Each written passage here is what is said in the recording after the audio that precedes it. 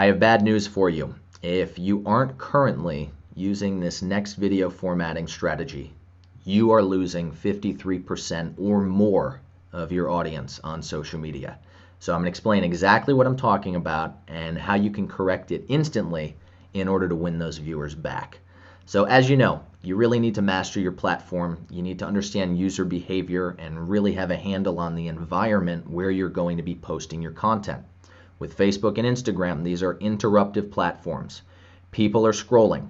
And if you know the platforms intimately, you know that when people are scrolling, the sound on video content is going to be off by default, right? Now, why does Facebook do this? Well, they do this because they know that if every time you open up Facebook on your phone or on your computer, a bunch of noise was coming out of your speakers, that'd be pretty annoying for users, right? People wouldn't like that if all this noise was happening every time you scrolled through the feed.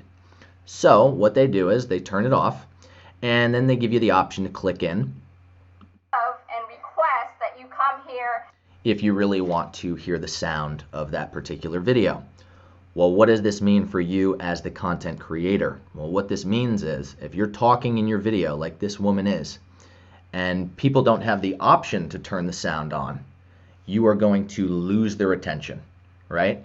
See, there's some situations where someone's in a meeting or they're at school or they're on the toilet, right? They're watching video content when they probably shouldn't be, and they can't click that button to play your sound. So if you're moving your lips in that video and the person can't follow along word for word, they're not going to waste their time. They're going to scroll past you and move on to something else, right? This is so simple, but so important for you to understand. So on average, 53% of people watch my Facebook videos with the sound off. They never click in to hear that sound. Instagram tends to be even worse for people. So how do you correct this? Well, here's a video that I did with my friend Jay Shetty not too long ago. And you'll notice that one thing that's happening throughout the entire video is the subtitles are appearing right at the bottom of the screen. So if you're watching this with the sound off, you can follow along word for word. You don't have to try to read lips. You don't have to get annoyed and scroll past. Right now, you can actually understand what's going on in this particular video. This is so important because if half the audience or more is watching with the sound off like this and you don't have the subtitles, it's going to be very difficult for them to sustain attention and to really understand the message that you're trying to convey. So you need to add these subtitles here. That's how this video went on and got 2.5 million views, right? We probably wouldn't have seen that kind of success if we didn't have this one element in there. Most people probably wouldn't give us the time of day. So how do you add these in? You can do this in a few ways, and if you have our editing course, you know that we break down the process for how to add these subtitles to your video.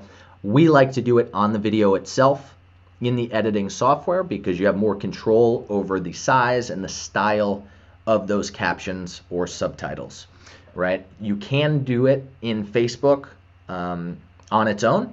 However, I don't really love the way that it looks, and sometimes I like to stress certain words, so that's why we add it in the editing software. So this is something, once your video's filmed, once you add that headline in there, now you go and word for word, you subtitle out your video so that everyone watching with no sound can follow along. Now, that being said, in order to make this scalable and to help you do this faster, this is one task where even if you don't have a huge budget or you're not an entrepreneur or business, I really suggest that even the individual watching this course outsources this task.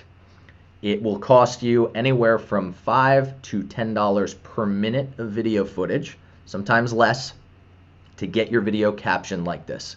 And it will save you probably hours of time trying to type this out bit by bit. So this is something that's super easy to outsource.